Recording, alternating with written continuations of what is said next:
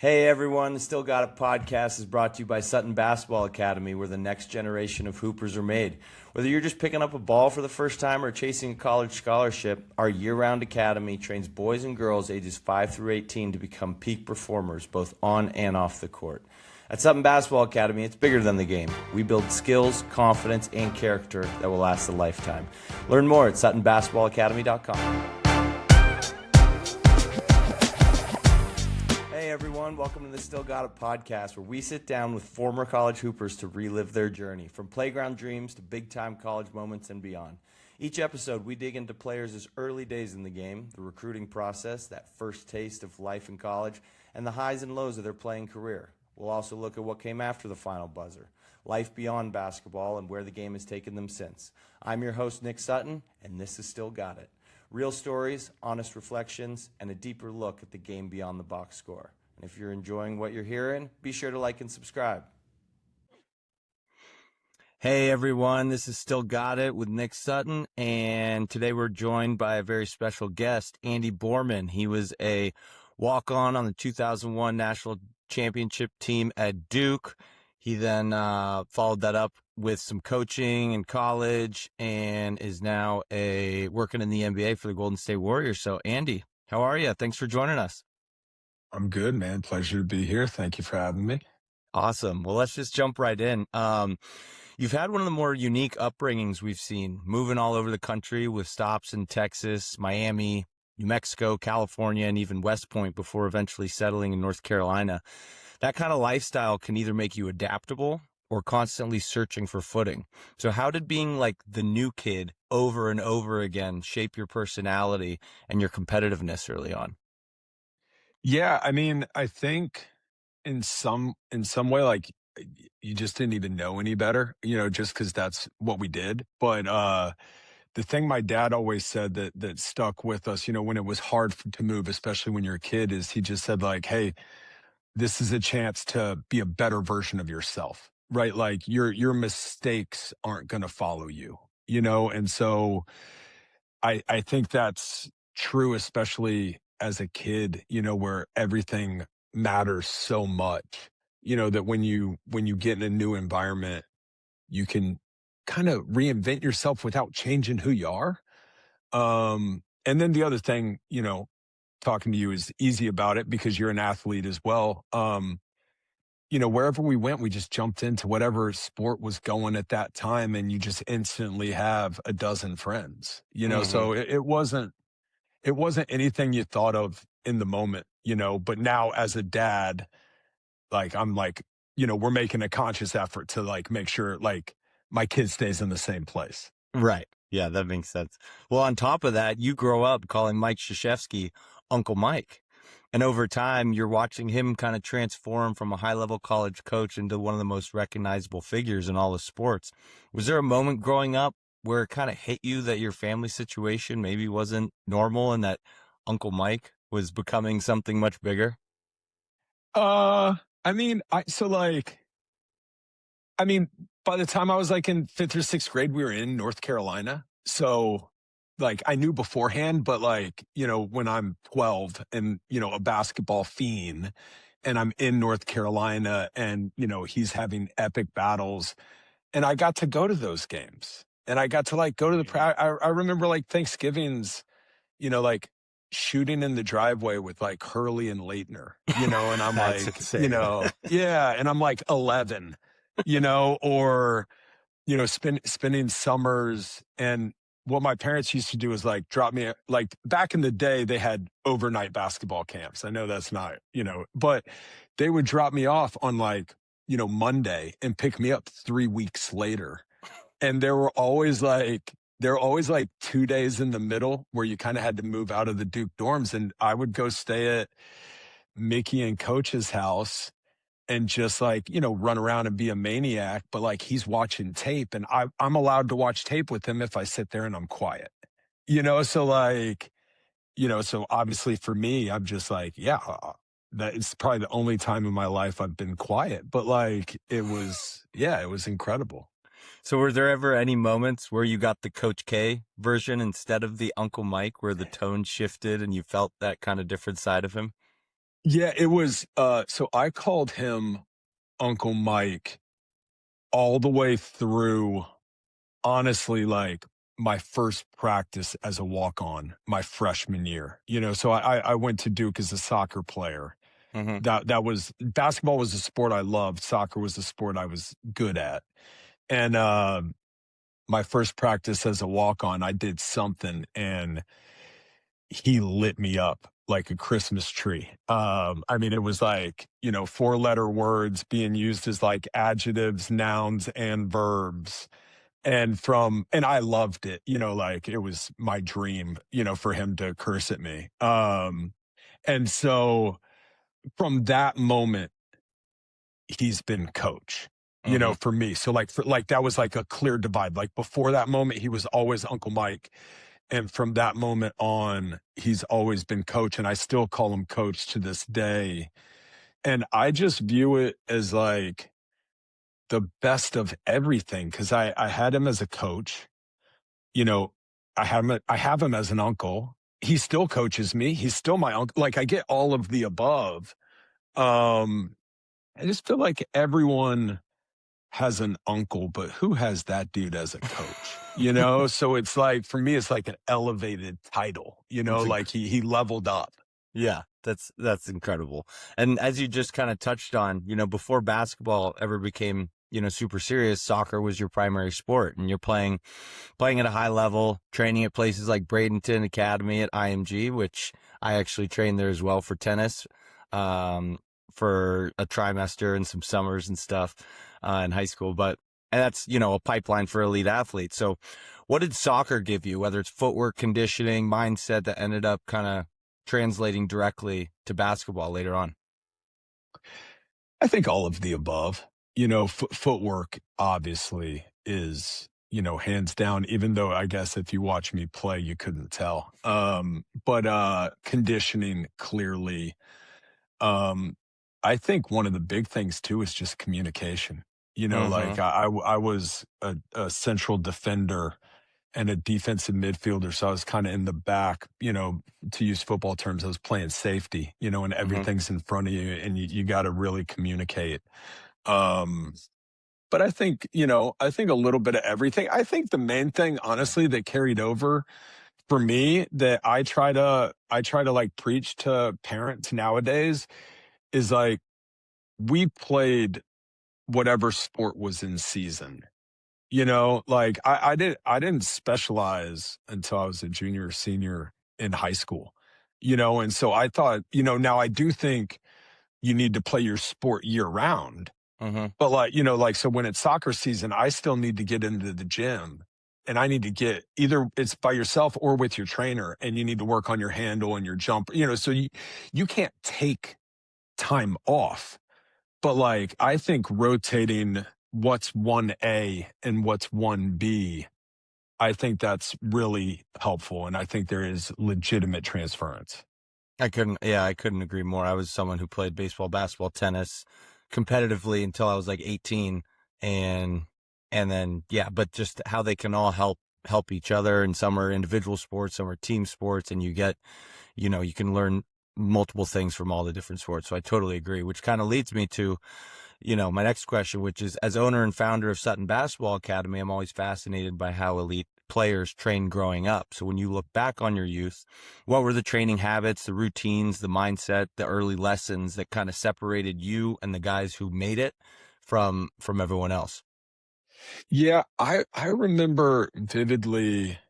It's another good point from my dad. So I guess he did a good job because I'm still remembering. But I remember when I was a sophomore in high school, maybe freshman, one of the two. I was playing varsity basketball, and I was tiny. Like I feel like I didn't hit puberty for a while, but I was just getting my butt kicked, but I felt I should be playing more.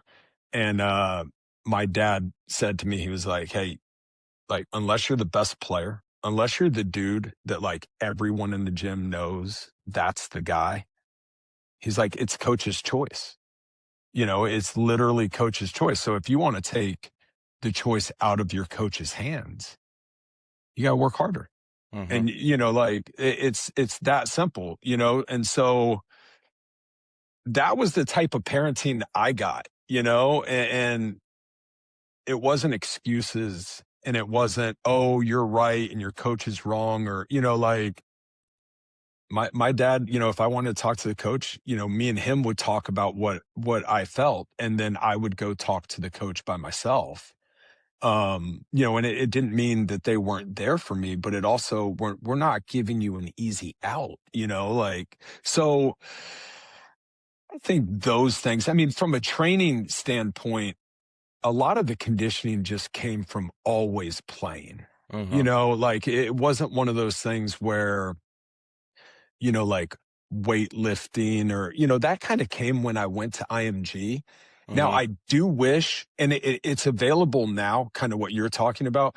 I do wish I would have had some of that when I was, a ninth grader, and I could have started early, but it just, I mean, I'm 46. When I was in ninth grade, that wasn't a thing, Yep. And so I do wish that, like, that aspect of it that I kind of got in my senior year, I had gotten my freshman year. But for me, it was just constantly playing. Who's got keys to the gym? How can we get in the gym? Yeah, I mean, totally. just because you brought up something, and we'll get to a little bit later too, because you're an amazing authority on youth basketball today.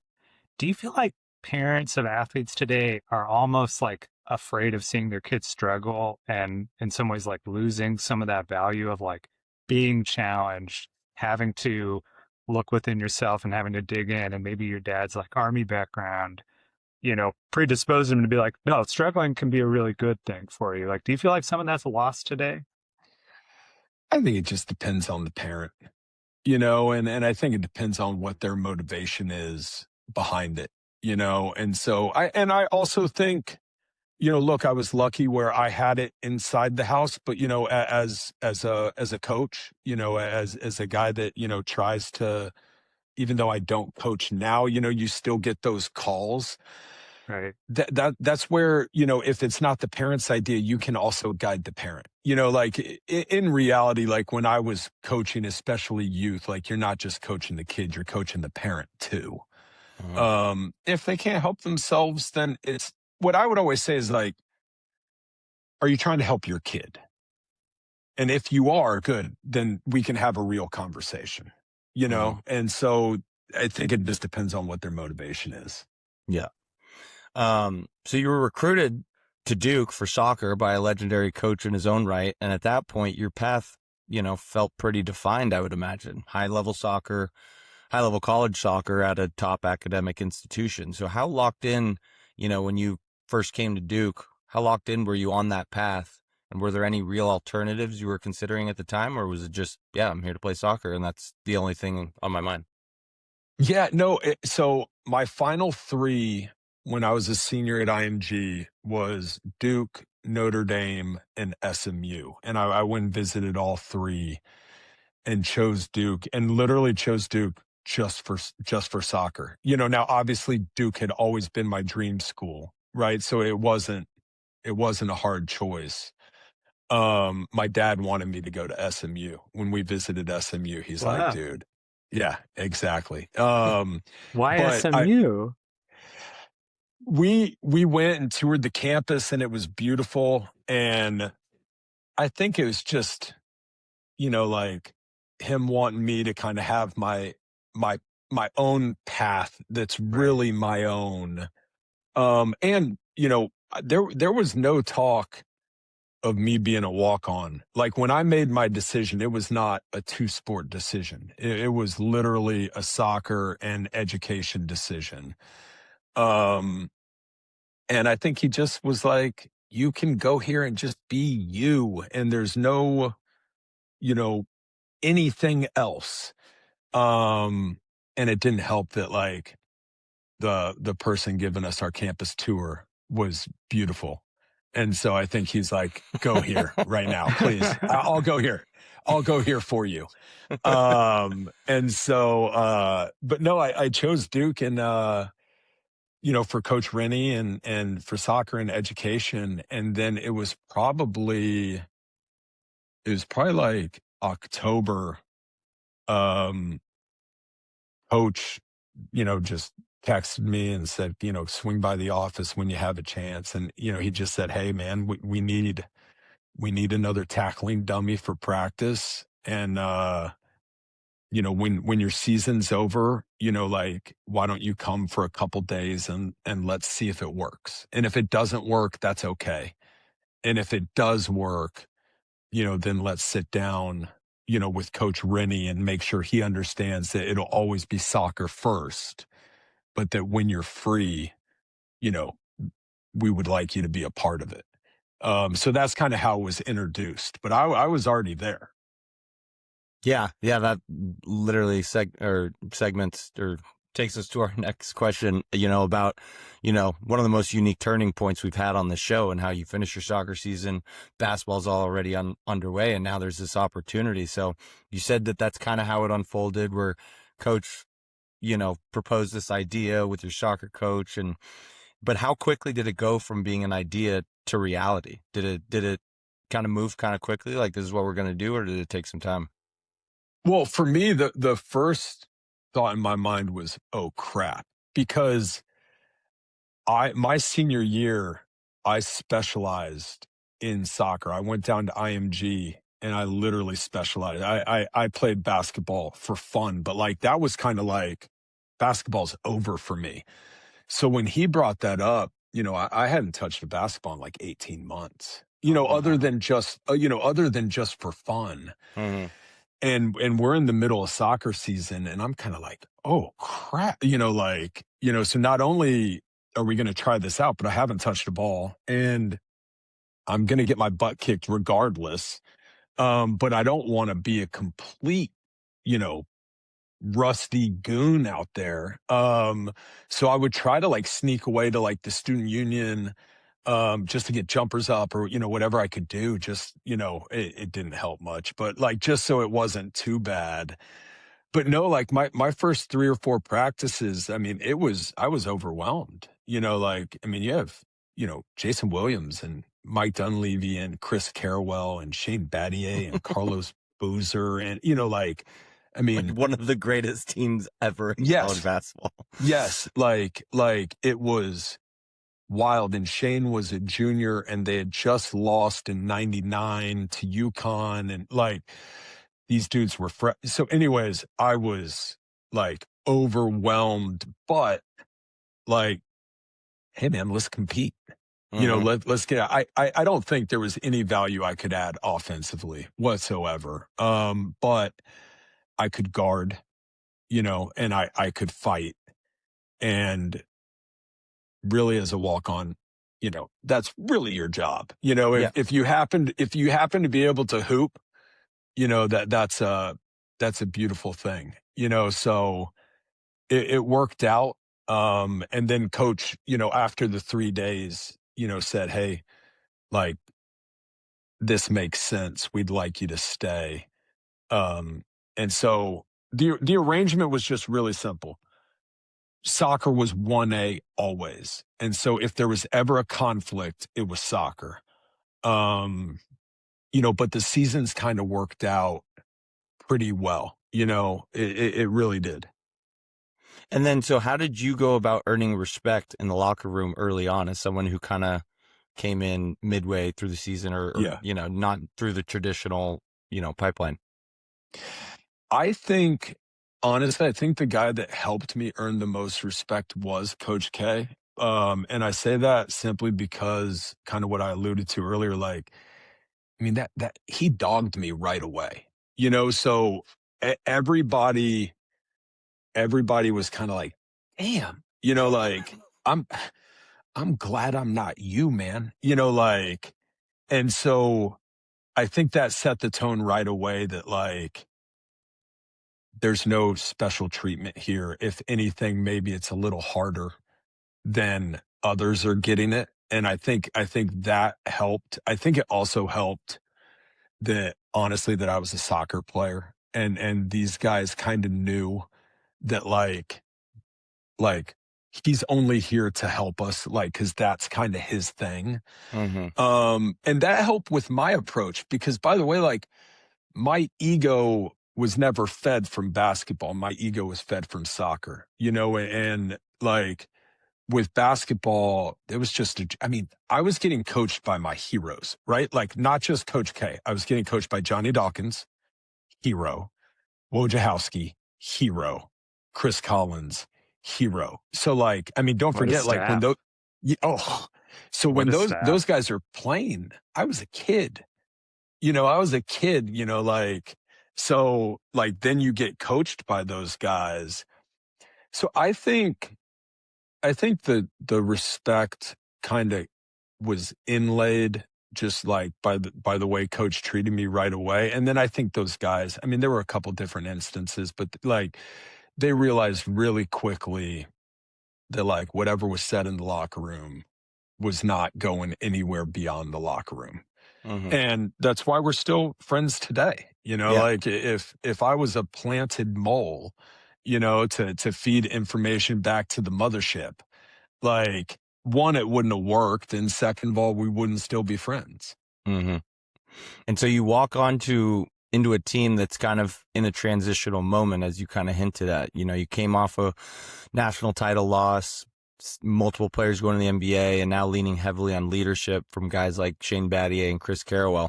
From your vantage point, what made those two such effective leaders on a day-to-day basis? And, not just in the games, but, in the daily grind of practices and film and stuff like that. Yeah, I think Shane, I obviously didn't know him before Duke, but I think he kind of like came out of the womb as a leader. He just was so mature. And we're still friends. So I actually, he won't care, but I think Shane's Benjamin Button, like, because he is way more, he, he is like way more immature now Mm-hmm. than he was when he was at Duke. At Duke, he was so driven and meticulous and attention to detail. And like he was just on it, and it was all genuine, and it's who he is, whereas now he's this, fun loving, laid back, just like where was this during college? Right. And yeah, it's incredible. He's reversed. But and then Sewell, he was just the most easygoing one of the guys. But by the way, like, let me pull you aside and just make sure that you don't just like run into this wall. Hey, AB, come over here. Like, hey, come here, man. Like, let me help you. And he just he was so approachable, and he just always steered you down the road, and you're just avoiding potholes, and two totally different types of leaders, but so effective together. And I think that's why they're still in leadership positions to this day. But they were, and and then that was Sewell's last year. And I got Shane again the next year, which was obviously incredible. Mm-hmm. So as a walk-on, your role isn't always defined by minutes or stats. It's defined by how you impact practice and preparation and energy. So what did you take pride in as your role on those teams, and how did you measure your own success within that environment? Yeah, I just tried to bring it every day, and I just love to compete. Just love to compete. And I mean, I don't know. I think it's just innately like, you get your butt kicked every day, and you Mm-hmm. just like get up and go back at it. And I didn't think anything of it. I don't ever think there was like a moment where there was this like, like harsh reality, or like it was hard for me to bounce back. I think a large part of that's because I had soccer. Like Mm-hmm. I just, I kind of had more highs and lows with soccer. Um, but with basketball, I mean, by the way, like my sophomore year, then they bring in Chris Duhon. So when Jason Williams and Chris Duhon are there, I just got drilled every day. Um, but it was just great. I mean, and you compete, and if you have a victory, celebrate it because you're probably not going to have another one for a while. Mm-hmm. Yeah. And so the 2000 season ends in the Sweet 16 against a Florida team that in hindsight had a lot more firepower than people maybe initially gave them credit for. But at the time, Duke is still Duke, and expectations are Final Four or bust. So when you look back on that loss, did it feel like an upset in the moment, or did it expose something about, where the team still needed to grow? Yeah, I think looking back on it, I'd say two things. Like, one, we were still really young, like just a lot of the key guys were, and don't get me wrong, like, I mean, the key guys were Carawell and Battier, but like, Jay Will and Carlos and Mike, and so like we were really young. And also that year, I mean, I want to say it was in the middle of that year that like Dunleavy got mono or something. And Yes, that's like, right. I mean, so, we lost him for a chunk, and when he came back, I mean, it was great, but like like it's really hard for a freshman to lose any part of their freshman year. I think the main thing was just like, we let Sewell down, man. Like if there's ever a dude that deserves the best, and the best exit, it's him, just because he's such an elite person. So looking back on it, like, I think there was a sense of we could have had more and we could have beat them, and it was definitely an upset, and we weren't ready for our year to end. But the main takeaway I have is just like, man, we let Sewell down. That's my takeaway. Yeah. And so if we fast forward to the next year, to 2001, you guys lose Boozer for most of the postseason, and then you're staring at a 22-point deficit in the Final Four, and that's, most teams don't recover from one of those things, let alone both. So from inside the huddle in the locker room, what did that moment actually feel like for the team emotionally, like, and fighting through that? Yeah, we're playing Maryland in the Final Four, and we're down 22 with like 10 minutes left in the first half, and it was just kind of like, what just happened? And I remember in the huddle, coach just, guys, settle down, just play, like settle down, like, and he just kind of took some of that, like, like free fall out, and just kind of like took the weight and the pressure off of it. And I tell you this, we went in the locker room and we were down 11 or 12, but I remember vividly, we ran into that locker room because when we cut it to 11 or 12, like that locker room was joyous. It was ecstatic. Like, guys, literally, like, we're going to win this game. Like, hands down. Like, getting it down to 11 was like everyone, it was the loudest, most energetic, coach comes back in, we quiet down, and, it's attention to game plan. It was just a feeling of we knew it was going to happen, and we had clipped them at their place with that kind of miracle minute earlier in the year. Yes. Yeah. Where we were down 10 with a minute left and got out of there with a win. So for us feeling like we're down the same amount and we've got 20, and then we end up getting out of there with a double digit. I mean, it was like a 30-point swing inside of a game. And they were, at that time, they were our rival. Like, it didn't mean the Carolina game wasn't big, but the Maryland game, that was the thing. So yeah, that was, but at halftime, we kind of felt it.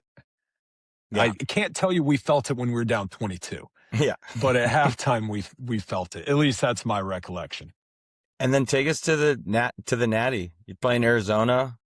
What if I remember correctly? Which is often this forgotten. That game Miles is often Simon, forgotten. Yeah. Bibby, Maybe Jefferson. It was the Lauren Woods team. It's Lauren Woods. Yeah. Right. What was, just kind of take us through that game, and then obviously, the feeling of being a national champion and the celebrating after. Yeah. I mean, it was like Coach the thing I remember Coach always saying about the NCAA tournament is like, there's one game that maybe you shouldn't win that you need to win. Mm-hmm. Like, and if you can get that one game under your belt, then, special things can happen. And so I think for us, that was the Maryland game. You probably shouldn't win that one, and you did.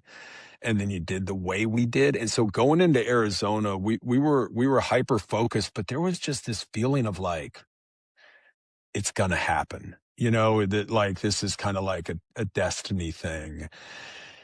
And it was, the crazy thing is, like, looking back on the game, it was a lot closer than I remember, but there was just, at least for me, there was kind of like just this feeling that like, we're good. Like it's just like our run is coming. And then obviously the Dunleavy 3-pointers, just like back to back to back, just with the pass fake, and then drills one.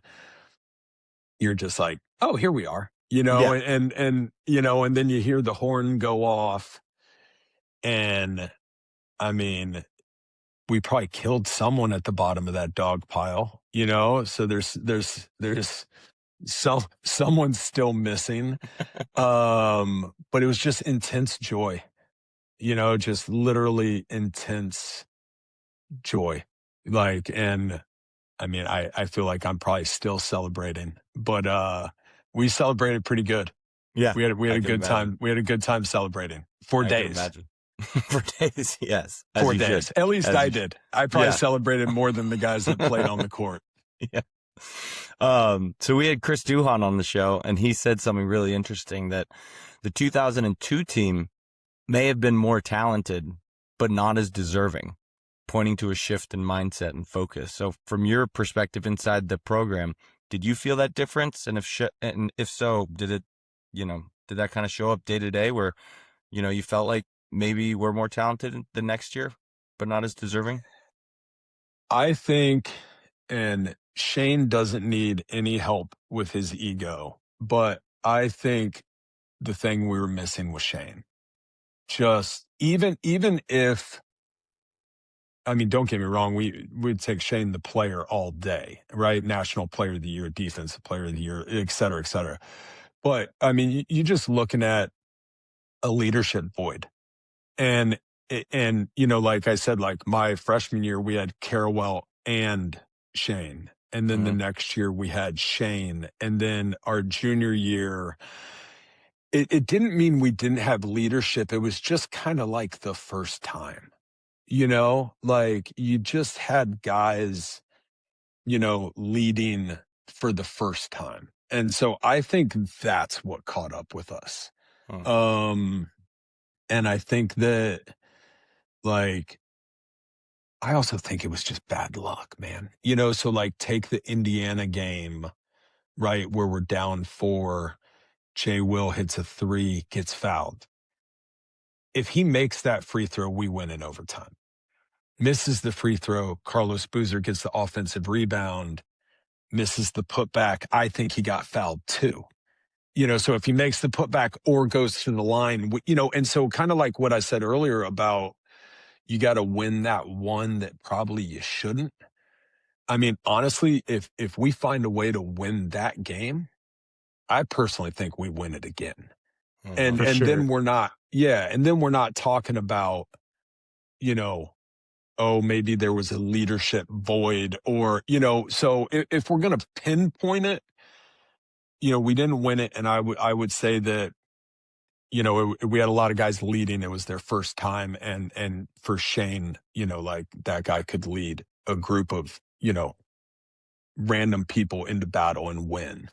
But I think more than anything, we just didn't get the game that we could have gotten. And then it's just off. I mean, by the way, Indiana played in the championship game that year and lost to Maryland. So we clipped them. It's probably the same scenario. And I mean, we were just Maryland's kryptonite.